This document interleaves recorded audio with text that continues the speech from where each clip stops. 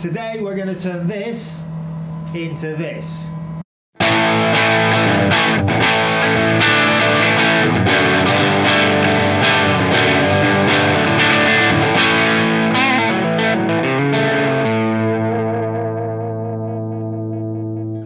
Hey guys and girls, welcome to Zilla Cabs.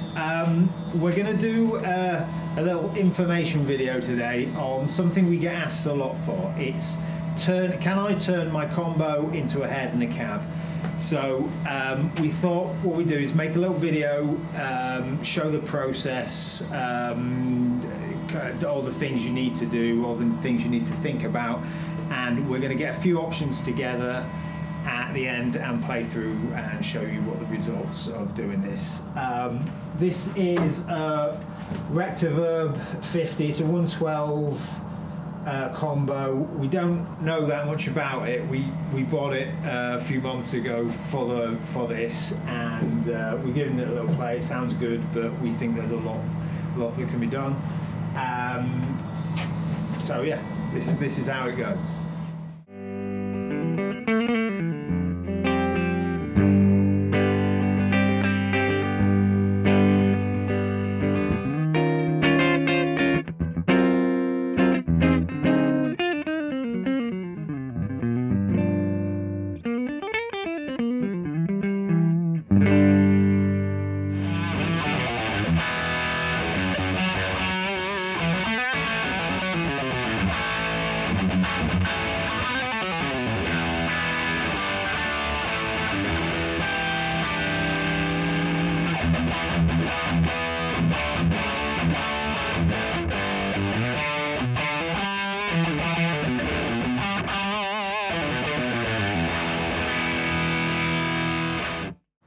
Alright, what our intentions are with this this little project is we are just to show what we can do and to make everything kind of fit in. We're gonna make this head shell look as close or as fitting and keeping it in with the general look of the combo, because what we're going to do here is we're going to show a few options of what we do. The cheapest one is, I mean, most people will go and just get their head shell and they'll use it with an existing cab, one of ours, one of someone else as well. If you've got this set up and you like it, but say the big thing with this will be keeping weight down or splitting weight, is to take this package and make it a bit more useful by making the head shell, making it look the part, but turning the actual combo case itself into a speaker cabinet dedicated for that head. What you'll find nearly all the time is that the materials, the way the company make the combo cases is pretty similar to how they make their extension cabinets.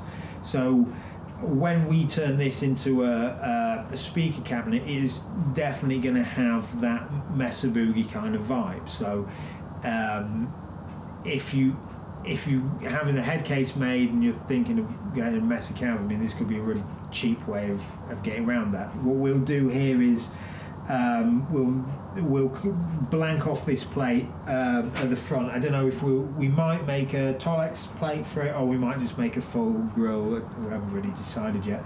I think in this case, this combo it's open back. Nearly all combos are open back, mostly for heat dispersion. They get hot. There's no vents on the top here, so you need an airflow around the back.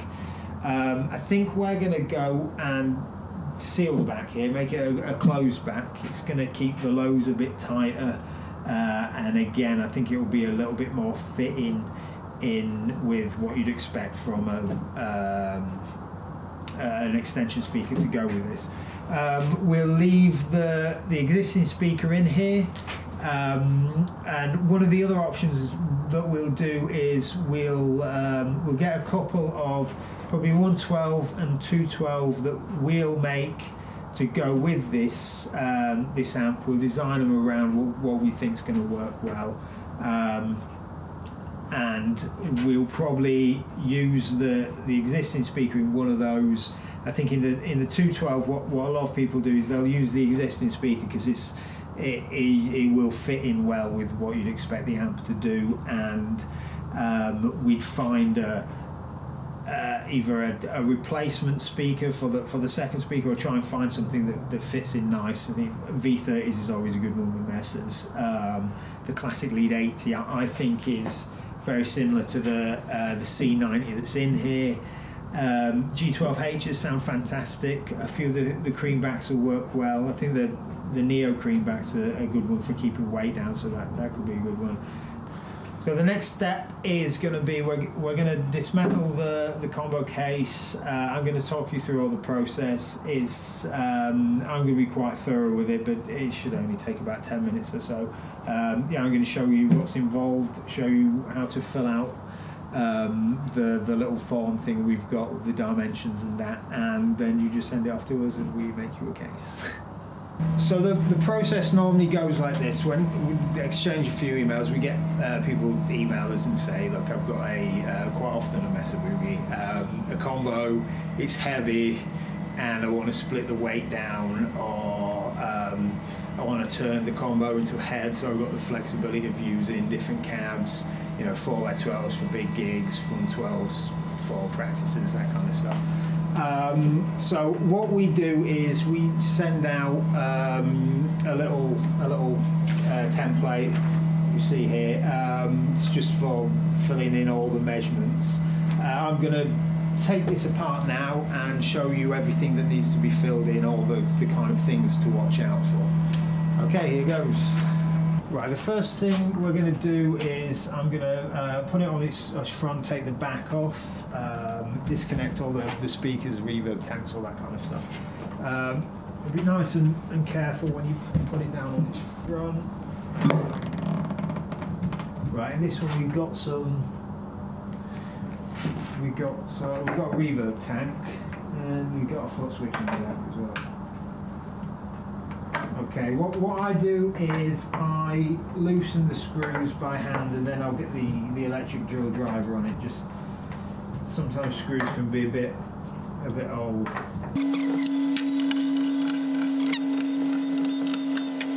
Okay.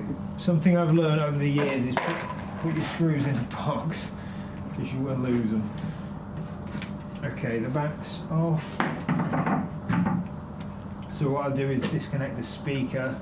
We'll just be able to leave the speaker in here. I'm going to take this out so it's not going around.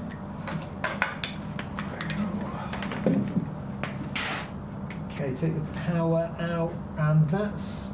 Oh no, we don't have reverb in here.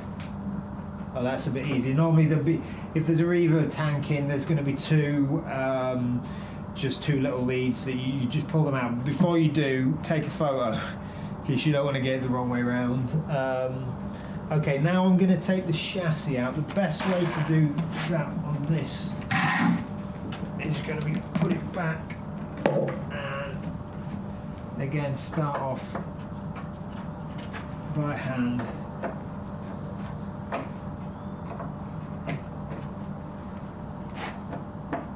Right, the chassis on these Mesas are actually resting on sometimes the baffle bars, sometimes the grill.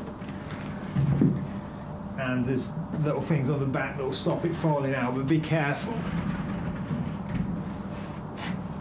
One way, I'll tell you what I'm going to do with this one, just to be safe. I'm going to put it on its side, because it should just be able to slide it out there.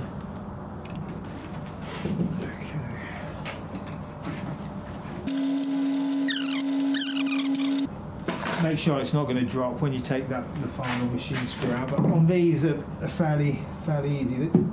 They should just wiggle out. So they should. There's a little bit of Tolex on this one keeping it from coming out, so you just keep wiggling it.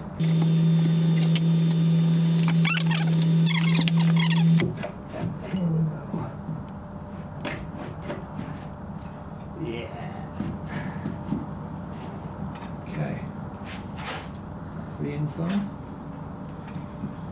Okay, what we're going to do now is we're just going to measure everything up. I'm going to talk you through it all, and yeah, we're going to try and get as accurate as we can. The closer you can get, we build tolerances in, so there's always a little bit of wiggle room, but the trick is you need to get it So there's no real sizable gaps, but also it actually fits in there. There's loads of different looks you can get with head cases. We talk about that before any measuring and stuff, but what we're going to do with this is we're going to get as close to the kind of Mesa look as we can. There's usually a few different options, but this is effectively going to look like a chopped down combo. Right, first measurements of the chassis itself, we measure outside edge to outside edge. So we're going to be just getting as close there as you can to there. It's about 610 mil. So we're going to fill this out on the long arrow here. 610 mil.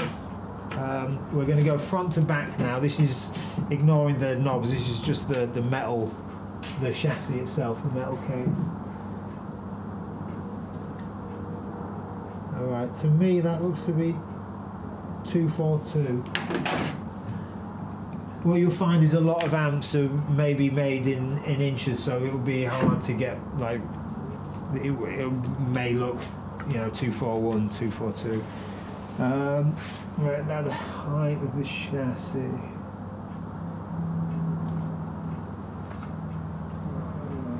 I'm going for 64 mil there. So that's that, 64. Oh no, yeah, that's right. Right, what we do on the front is some old Marshalls and other amps all have like a face plate on the front that won't stretch the full length of the amp chassis. So if there's anything like that, you let us know. I mean, we know most of the amps anyway, so we'd ask you for these. This is the controls. It's just going to slide in, fairly straightforward. Now we have got the drill holes, so the fixing holes for getting in. These are probably about the most important. So what we want is center of hole to center of hole. Now these can be hard. These are on like captive nuts, so these can be hard, but you just do the best you can. Get directly over the top.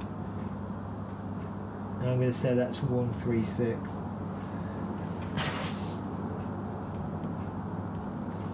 Now what I'm going to do now is I'm going to go front of chassis to the center of hole. Then I'm going to do center of hole to the back of the chassis. I'll also make sure you get them on the right way round here. And these three measurements should add up to the depth of the chassis. So we'll go front to the center of first hole. I'm saying is 53. So here, this is the front. Sometimes they're not always in the same place, so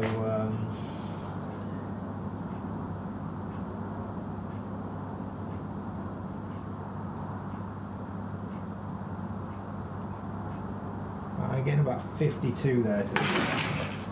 52, so that's not actually adding up. We're 1 mil out, so I'm going to go back and have another look at this. Yeah, I got it wrong first time. It's 241. So I'm going to cross that out and put 241. But that's the reason we ask you to repeat things rather than just work things out, because it shows if you've made any mistakes. Right, we're going to do the same thing here. Edges chassis to the center of the hole. This is going to be tossed.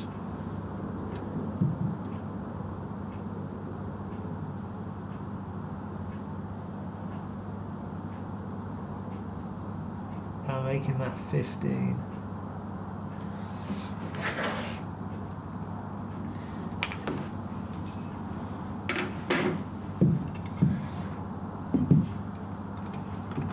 Do the same over this side.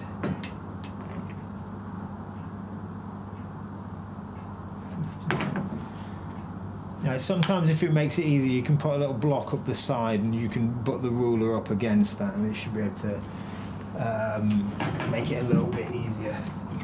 I know most amps are normally 10 or 15 from the side, but it's always best to check.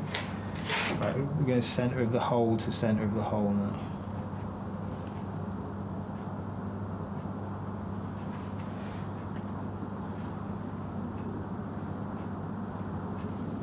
Right, I'm saying that's 580. So that 580. That all adds up. You want to keep an eye out for. This would be quite hard to measure at the back, but usually what happens is they won't be mismatched in as far as where these drill holes are on the chassis. Sometimes you'll see some fenders will have 6 on there, and they'll be slightly off the middle ones. So keep an eye out for that. If you can send us any photos of this chassis, that's always handy. Okay, right. This is quite an important one. Is the minimum kind of internal height of the case you're going to make. That's without any reverbs or anything like that. So it's the base of the chassis to the highest point. On here it looks to be the tubes, and this doesn't have to be super accurate.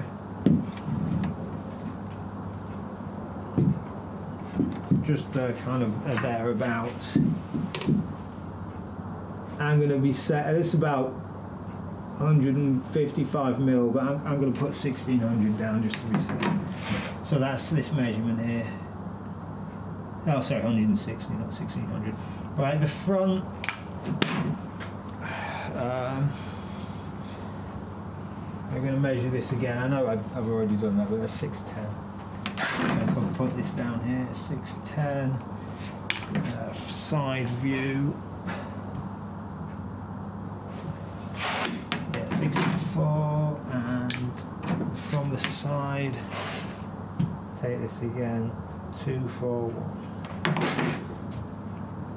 I know these measurements here have been repeated, but it's kind of safe.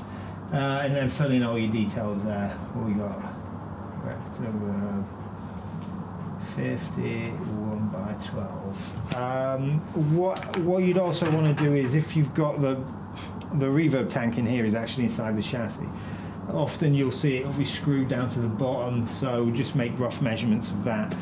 You've got to remember when the chassis slides into the new case, there's got to be enough room for the reverb tank and the chassis, and some Mesas will have fans, so you watch out for that.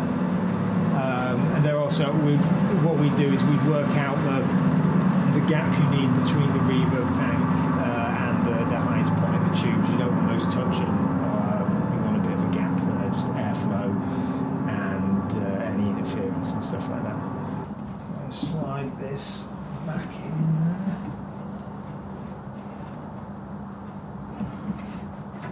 Right, the more information we can get on the chassis itself, photos and accurate measurements and repeated measurements, the better, because all that means is we get it right first time. Sometimes they can be a bit fiddly getting back in.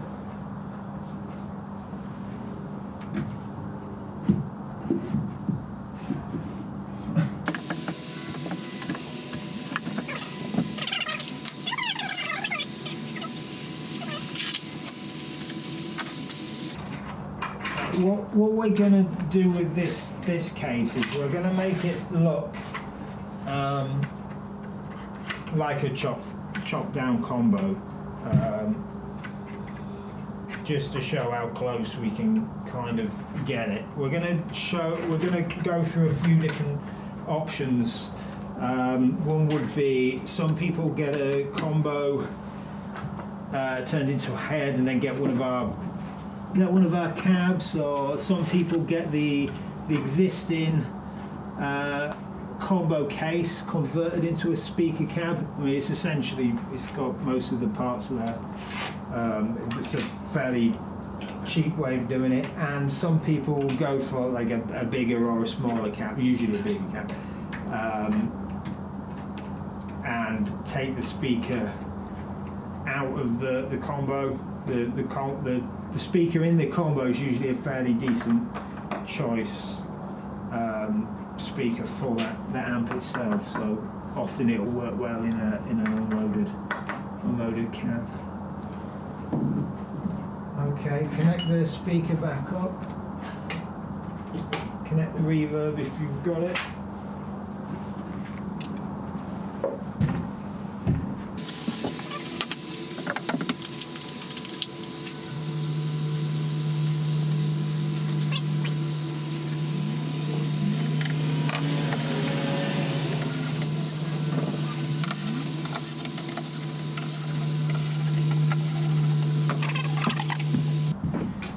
Okay, cool. So there we've got it.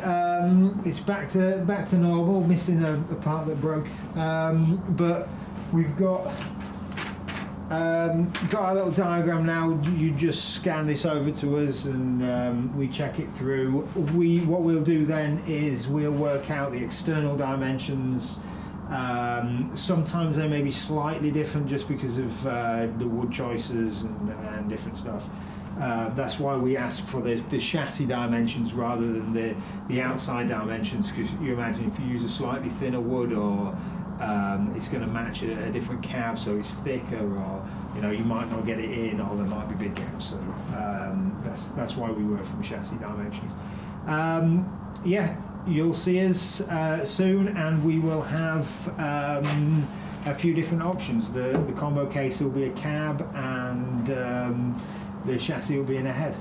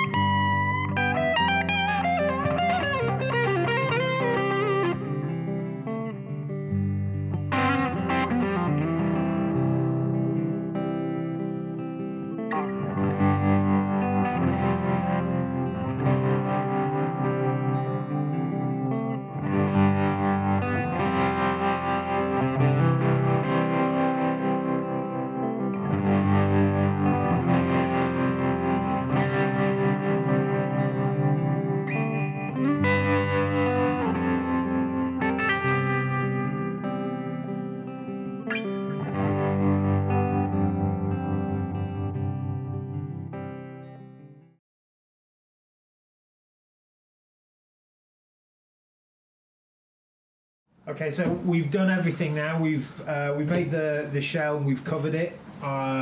We've turned the old combo case into a closed back cab. Right, I'm not going to lie. We were going to do this in black Taurus to match the old combo, just to show how close we can get looks wise. But I can't resist the tan croc. So you're going to see we've made a nice matching cab for it as well. So. Yeah, this is one of my favourites.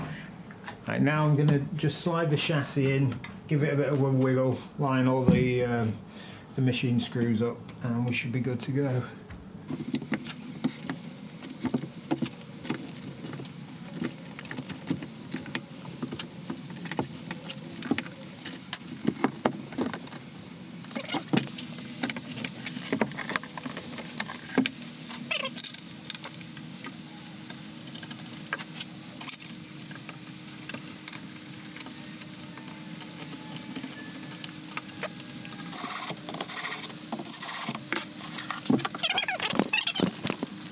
You may have seen there I had to give it a bit of a wiggle and a bit of a push in. They're quite thick materials, but it's most of that is to get the machine screws to line up. But yeah, here we go. One thing that we do is, because we can't put a vent on the top of these, I like to put plenty of ventilation on amp heads, because the chassis is at the top, and if there was a vent here you'd just see all the electronics. So what we've done is we've got slight air holes in the front, you probably can't quite see them, and on the back we put ventilation holes, kind of like old fenders. So you can see there, so the air flow in keeps it nice and cool. Right, there we go. Here you can see the old combo case that we turned into a closed back cab. We've kept the same kind of grill, Mesa Boogie grill cloth. We just built a larger frame to cover up where the front panel was and braced it in so there's no vibrations. There we go, there's the back, just kind of made it look like a Mesa. These are the bits we took off. We haven't put a badge on because we nicked that for the head, so we've just got the one badge, so you can decide if you want it on the head case or the cab. But it's just a simple thing, there's no frills, you've still got the machine screw holes in the top. It's just a cheap way of using the existing speaker. What you're going to see now is we're going to do a few playthroughs with the head shell, this cab, the combo cab, so you can see what it actually sounds like, and also another cab we've built, a Super Fat Boy that we built just for the head shell, which is one of your other options. All right, have fun.